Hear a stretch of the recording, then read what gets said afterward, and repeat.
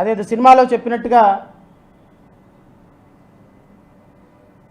బ్రహ్మానందం ఆయనే నిర్మాత, ఆయనే డైరెక్టరు, ఆయనే హీరో, ఆయనే హీరోయిన్, ఆయనే విలను, ఆయనే ఎడిటింగు, మొత్తం ఆయనే. మీరే సేమ్ మీలాగే ఇది కూడా, ఆయనలాగే ఈ కేసు కూడా మీరే మొత్తం మీరే పాత్రదారులు, మీరే హీరోయిన్, మీరే హీరో, మీరే విలన్, మీరే డైరెక్టర్, మీరే నిర్మాత, మీరే మీ కేసులకి మీరే జడ్జి.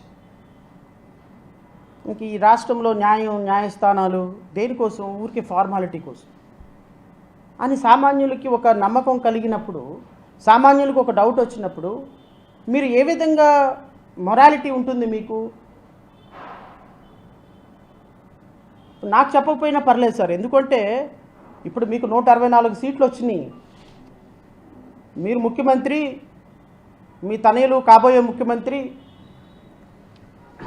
మీ ఉప ముఖ్యమంత్రి పనిచేసినా చేయపని ఆయనే ఉప ముఖ్యమంత్రి. ఇంకా 24 నెలల వరకు మిమ్మల్ని ఎవరు కదిలిచ్చేవాళ్లే లేరు.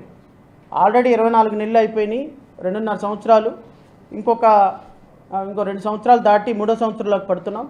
అదిగో ఇదిగో అని చెప్పేసి last year election campaign, election fever ఉంటుంది. మహా అయితే ఇంకో 2 సంవత్సరాలు మీరు మీ యొక్క విజృంభణ కొనసాగించవచ్చు. కానీ తర్వాత ఏమవుతుంది సార్?